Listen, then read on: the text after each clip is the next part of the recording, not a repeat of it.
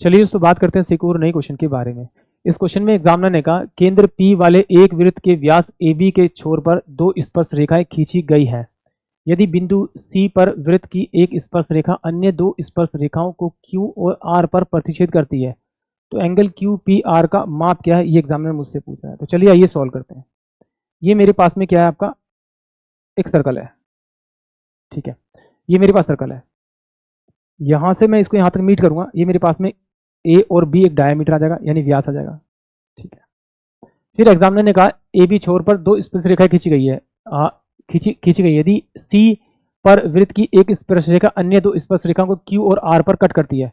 यानी कि यहां से एक स्पर्श रेखा खींची थी उसने आपकी, और यहां से एक स्पर्श रेखा खींची थी आपकी ये,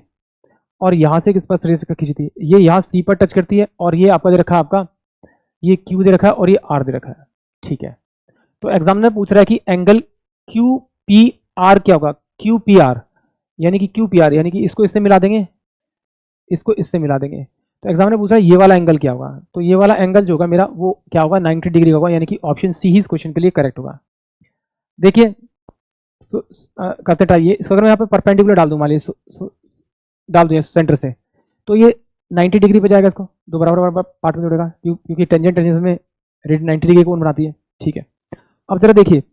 अब इसमें ये वाली रेडियस हो जाएगी मेरी और ये वाली रेडियस हो जाएगी मेरी, ये दोनों रेडियस होंगे, सॉरी ये वाली साइड और ये वाली साइड और ये वाली साइड मेरी बराबर हो जाएगी, ये वाली साइड और ये वाली साइड बराबर हो जाएगी। अब सिंपल सी बात कीजिए, ये वाला इसके बराबर हो जाएगा और ये वाला इसमें कॉमन हो जाएगा, तो इसके अंदर देखिए ये वाली साइड और ये वाली साइड क्या होंगी, आपके बराबर हो जाएगी। तो ये क्या होगा, मेरे पास थीटा हो जाएगा, ये भी मेरे पास में थीटा हो जाएगा, ये मेरे पास 90 डिग्री, तो ये मेरे पास थीटा हो जाएगा और ये मेरे पास थीटा हो जाएगा। तो इन तीनों एंगल का सम जो होता है वो कितना 180 होता है, यानी कि 1 2 3 4, तो 4 थीटा बराबर कितना होता है आपका 180 डिग्री। तो थीटा की वैल्यू कितना आ गया कि 45 डिग्री, और 45 डिग्री को डबल करेंगे तो 90 आएगा,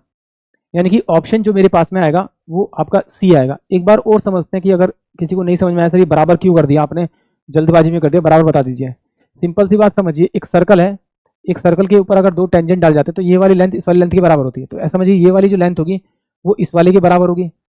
ये वाली इसके बराबर होगी, और ये जो है ये जो है ये क्या करेगा आपका 90 डिग्री का बनेगा,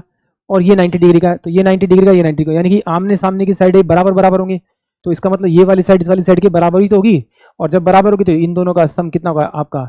2 थीटा हो जाएगा, ये 90 हो जाएगा, और ये सेम सोल्व करेंगे तो आपका आंसर आ जाएगा, यानी ऑप्शन सी। आई होप आप सभी को क्वेश्चन समझ में आया होगा।